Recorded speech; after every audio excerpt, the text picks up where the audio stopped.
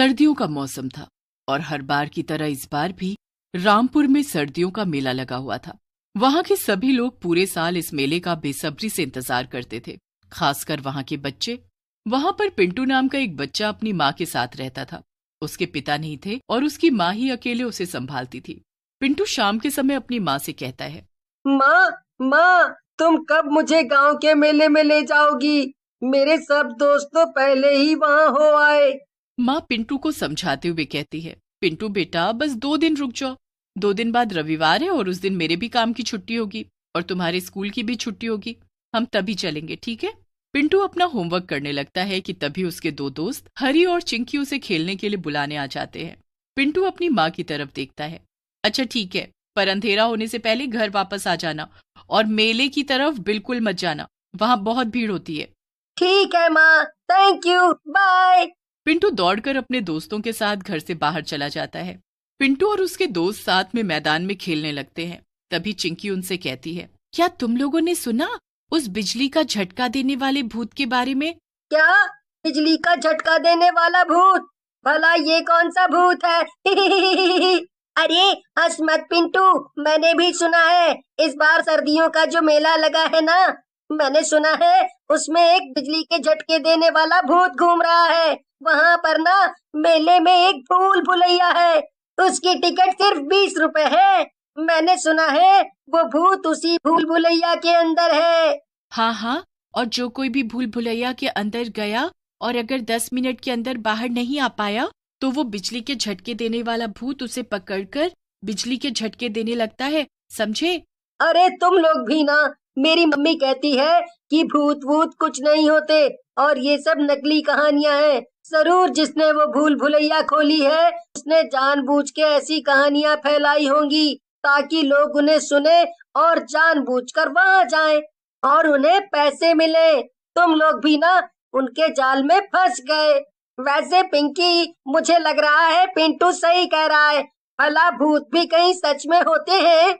अच्छा, तो चलो हम खुद ही जाकर वहां देख लेते हैं। क्या? नहीं नहीं, पागल हो क्या तुम लोग? मम्मी ने मुझे वहां जाने से सख्त मना किया है। मम्मी ने कहा है वो मुझे खुद रविवार को वहां ले जाएंगी, तब मैं जाकर देख लूंगा कि उस भूल भुलैया में सच में कोई बिजली के झटके देने वाला भूत है या नहीं। अच्छा ठीक है, फिर तो हम भी रविवार को तेरे साथ चलेंगे। हम तीनों साथ में उस भूल भुलैया के अंदर जाएंगे, ओके? अंधेरा होने लगता है और तीनों बच्चे वापस अपने अपने घर चले जाते हैं। रविवार के दिन शाम होते ही हरी और चिंकी पिंटू के घर पहुंच जाते हैं। पिंटू, तैयार हो कि नहीं? देखो, हम लोग आ गए। हाँ पिंटू, दरवाजा खोलो। तभी पिंटू की मम्मी दरवाजा खोलती है। आओ बच्चों, अंदर आओ, बस पिंटू तैयार हो ही गया, फिर हम सब चलेंगे मेले में। तुम लोगों ने अपने अपने घर पर बता दिया है ना? हाँ आंटी, हम दोनों ने अपने अपने घर पर बता दिया है। इतने में पिंटू वहां तैयार होकर आ जाता है और सब मिलकर मेला जाने के लिए चल देते हैं। वहां पहुंचकर मम्मी पिंटू को कुछ पैसे देकर कहती है, पिंटू ये लो पैसे।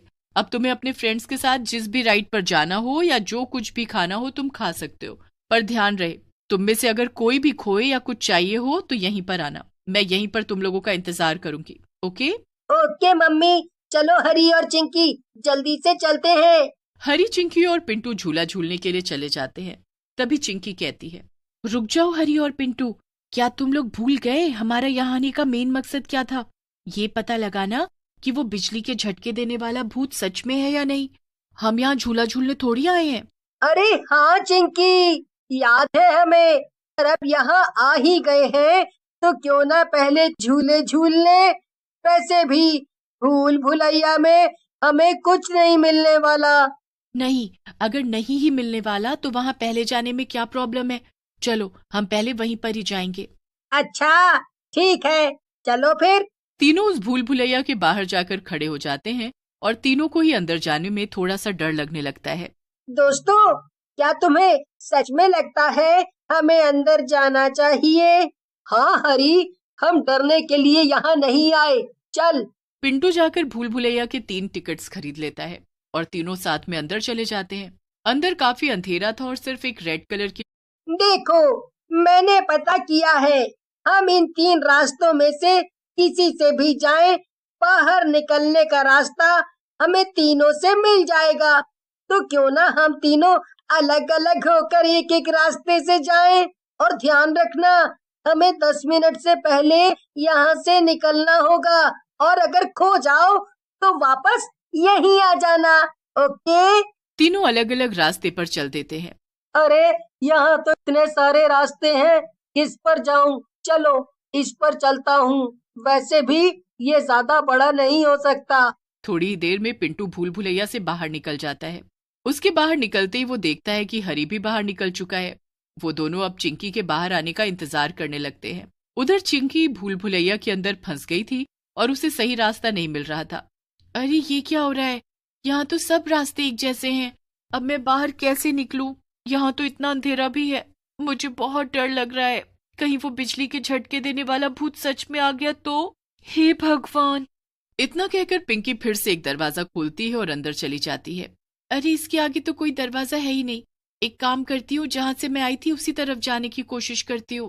पर जैसे ही चिंकी वापस जाने के लिए पीछे मुड़ती है, वो देखती है सामने कोई आदमी नहीं था बल्कि एक भूत था। आ! बचाओ! बचाओ! ये तो वही बिजली के झटके देने वाला भूत है।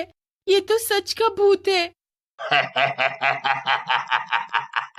तो तुझे क्या लगा कि मैं इंसान हूँ और तुझे यहाँ बचाने आया हूँ? उधर पिंटू और हरी परेशान थे। हरी, अब तो 20 मिनट हो चुके हैं पूरे। जरूर चिंकी को सही रास्ता नहीं मिल रहा है। हम लोगों को ही कुछ करना पड़ेगा। करना क्या है? फिर चल अंदर चलकर उसे ढूंढते हैं। नहीं, मुझे तो डर लग रहा है। कहीं अंदर कोई भूत तो नहीं? तू एक काम कर, जाकर मेरी मम्मी को यहाँ बुला कर ला और उन्हें सब बात बता देना। और मैं अंदर जाकर चिंकी को ढूंढने की कोशिश करता हूँ। ठीक है पिंटू। हरी दौड़कर पिंटू की मम्मी को ढूंढने चला जाता है और पिंटू फिर से भूल भुलैया के अंदर चला जाता है। इस दरवाजे से मैं गया था, इससे हरी, और हाँ, इस वाले से जरूर पिंकी गई होगी। पिंटू तीसरे दरवाजे के अंदर घुस जाता है। वो हर दरवाजे के पीछे जाकर देखने लगता है कि तभी उसे चिंकी के चीखने की आवाज सुनाई देती है। बचाओ! बचाओ! कोई बचाओ! वो आवाज एक दरवाजे के पीछे से आ रही थी। पिंटू जल्दी से जाता है और उस कमरे में घुस जाता है। रुक जाओ, छोड़ दो चिंकी को। तो मेरे पास सिर्फ एक नहीं बल्कि दो शिकार हैं। अब मैं तुम दोनों को अपने बिजली के झटके से मार दूंगा। ये लो। भूत अपना हाथ आगे बढ़ाता है और उसके हाथ से जोर का बिजली का झटका निकलकर चिंकी की तरफ चला जाता है और पिंटू कूदकर चिंकी को साइड में गिरा देता है। भूत को ये देखकर बहुत गुस्सा आता है कि उसके बिजली के झटके से पिंटू और चिंकी बच गए। दोनों तेजी से उस कमरे से निकल जाते हैं और बाहर निकलने का रास्ता ढूंढने लगते हैं और वो भूत भी उनके पीछे पीछे आने लगता है। तभी भूत को पिंटू दिखता है और भूत तेजी से पिंटू पर अपने बिजली के झटके से वार कर देता है। इस बार पिंटू को वो बिजली का झटका लग भी जाता है। पिंटू, पिंटू तुम ठीक तो हो ना? उठो, उठो, हमें यहाँ से बाहर निकलना होगा। चिंकी जल्दी से पिंटू को उठाती है और तभी उसे बाहर जाने का रास्ता दिख जाता है। अरे ये रहा बाहर जाने का रास्ता। शायद ये भूत यहाँ से बाहर ना पाए। चलो पिंटू, जल्दी चलो। चिंकी पिंटू को पकड़ती है और तेजी से बाहर निकल जाती है। बाहर पिंटू की मम्मी और हरी दोनों उनका इंतजार कर रहे थे, पर वो भूत भी चिंकी और पिंटू के साथ बाहर आ जाता है। पिंटू को आधी बेहोशी की हालत में देखकर उसकी मम्मी घबरा जाती है और उसे पकड़ लेती है। पिंटू, पिंटू उठो। पिंटू, ये क्या हुआ तुम्हें? आंटी, ये सब इस भूत की वजह से। इसने पिंटू को अपने बिजली के झटके से मारा और ये देखिए ये बाहर भी आ गया। अब हम क्या करेंगे? तभी पीछे से एक औरत आती है और कहती है, कब से ढूंढ रही थी मैं इसे। वो औरत एक बोतल खोलती है कि तभी वो भूत उस बोतल के अंदर कैद हो जाता है। अरे बेटा, मैं एक तांत्रिक हूं और वो भूत सालों से मेरी इस बोतल में कैद था। मैंने ही उसे पकड़ा था, पर जब मैं इस मेले में घूमने आई थी, मेरी वो बोतल मुझसे टूट कर गिर गई, तो ये भूत आजाद होकर इस भूल भुलैया में आकर फंस गया। कोई बात नहीं आंटी, पर देखिए उस भूत की वजह से हमारा ये दोस्त बेहोश हो गया। प्लीज आप इसे ठीक कर दीजिए आंटी। ये सुनकर वो औरत पिंटू के पास आती है और उसके चेहरे पर अपना हाथ फेरती है। इससे पिंटू को होश आ जाता है। इसके बाद वो औरत वहां से चली जाती है और पिंटू, हरी और चिंकी भी अपने घर वापस आ जाते हैं। शहर से कुछ दूरी पर एक बहुत बड़ा और घना जंगल था। उस जंगल में एक चुड़ैल अपनी चुड़ैल बेटी के साथ रहती थी। वो चुड़ैल अपनी चुड़ैल बेटी को बहुत प्यार करती थी और प्यार से उसे बिनी बुलाती थी। बिनी चुड़ैल दिखने में थोड़ी अलग थी। उसका आधा शरीर चुड़ैल का और आधा शरीर बकरी का था। एक दिन बिनी दूर पहाड़ी पर खड़ी होकर स्कूल जाते हुए बच्चों को देख रही थी। इतने गौर से क्या देख रही हो बिनी?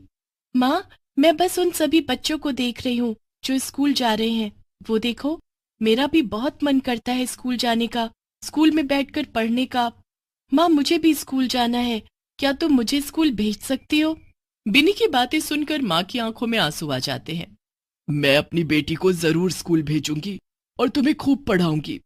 पर माँ, ये तो संभव ही नहीं है। मैं इस हालत में कैसे स्कूल जाऊंगी? मुझे देखकर तो सभी बच्चे डर जाएंगे और तो और मुझे तो कोई स्कूल में घुसने तक नहीं देगा। ये सब तुम मुझ पर छोड़ दो। अगर मेरी बेटी को पढ़ने की इतनी ही लगन है तो एक माँ अपनी बेटी के लिए इतना भी नहीं कर सकती। मैंने कभी तुम्हें बताया नहीं कि मुझे जादू भी आता है। मैं तुम्हें जादू से एक साधारण लड़की बना दूंगी, फिर तुम स्कूल जा सकती हो। क्या? सच में माँ, तुम्हें जादू आता है? इसका मतलब मैं भी अब दूसरी लड़कियों की तरह दिखूंगी। अब तो मैं भी स्कूल जाऊंगी, सहेलियां बनाऊंगी। फिर क्या था, अगले दिन सुबह सुबह चुड़ैल अपने सामने बिनी को बुलाती है और कहती है, बिनी, मैं तुम्हें अब एक साधारण लड़की बनाने वाली हूँ, पर एक शर्त पर। हाँ माँ, बोलो ना, क्या शर्त है? मुझे तुम्हारी सारी शर्त मंजूर है, बस तुम मुझे इन चुड़ैल रूप से छुटकारा दिला दो और एक लड़की बना दो।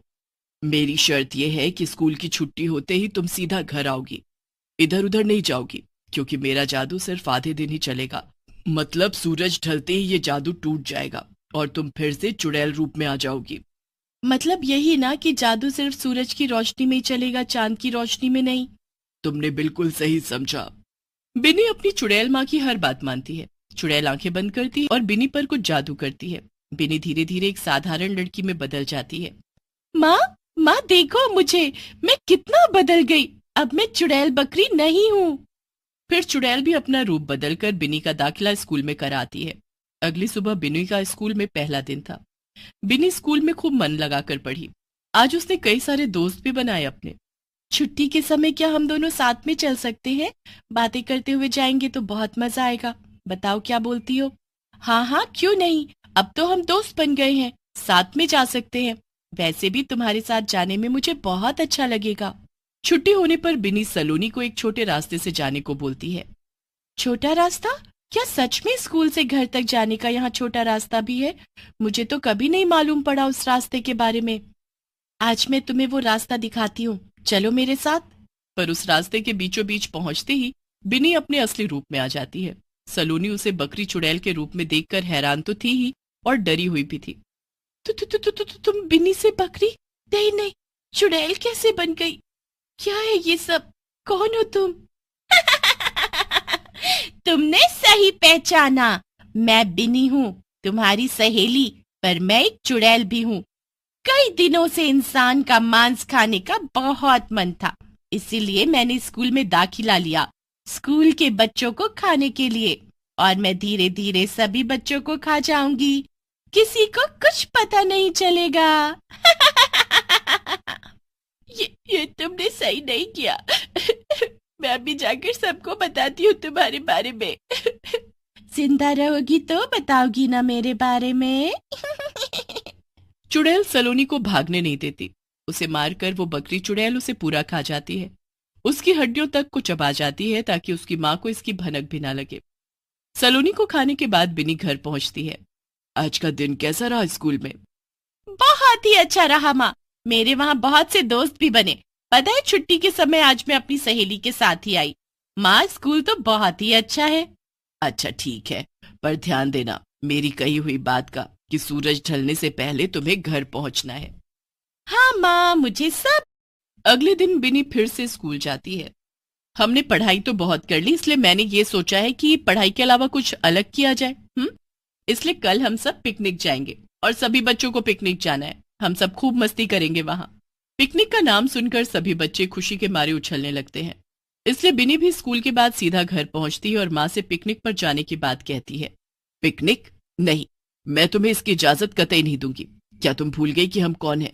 अगर गलती से भी ये राज किसी दूसरे को पता चल गया तो हमारा इस जंगल में भी रहना दुश्वार हो जाएगा। इसलिए मैं तुम्हें पिकनिक जाने की इजाजत नहीं दूंगी। माँ की बात सुनकर बिनी रोने लगती है। माँ से गुस्सा भी हो जाती है, बात नहीं करती। इसलिए बेटी के आगे माँ हार जाती है और पिकनिक जाने की इजाजत दे देती है। अगले दिन सभी बच्चे पिकनिक मनाने जाते हैं। बहुत सुंदर और हरी भरी जगह। मैडम, ये जगह तो बहुत सुंदर है। इससे पहले कभी नहीं देखी इतनी सुंदर जगह। और यहाँ कितने रंग बिरंगे फूल भी हैं। मेरी तो इन फूलों से नजर ही नहीं हट रही। और मेरी तुम सबसे, तुम्हें देखकर मेरे मुंह में पानी आ रहा है। कब तुम सब मेरे पेट में जाओगे और मेरी भूख मिटाओगे। हाँ मैडम जी, ये बहुत ही सुंदर जगह है, पर इससे भी कहीं ज्यादा सुंदर जगह मुझे पता है। वो यहीं पास में है। क्या हम सब वहां भी चलें? अच्छा, इससे भी सुंदर जगह भला कोई हो सकती है? ठीक है, फिर हम सब वहां चलते हैं। बिनी सभी को झूठ बोलकर जंगल की तरफ ले आती है। बस थोड़ा सा और चलना होगा, आगे थोड़ी दूर पर ही है वो जगह। टीचर और सभी बच्चे जंगल पहुंच जाते हैं। चारों ओर बड़े बड़े पेड़ और सन्नाटा देख बच्चे डरने लगते हैं और वहां से जाने की जिद करते हैं। शाम हो जाती है, तभी सूरज डूब जाता है और धीरे धीरे बिन्नी बकरी चुड़ैल बन जाती है। तुम बिन्नी तो नहीं हो, तुम तो कोई चुड़ैल हो। बच्चों, सभी भागो जल्दी, ये चुड़ैल हम सबको खा जाएगी। अब तुम सब मेरे घर में हो, ये मेरा इलाका है। तुम सबको मैं यहाँ जानबूझकर लाई।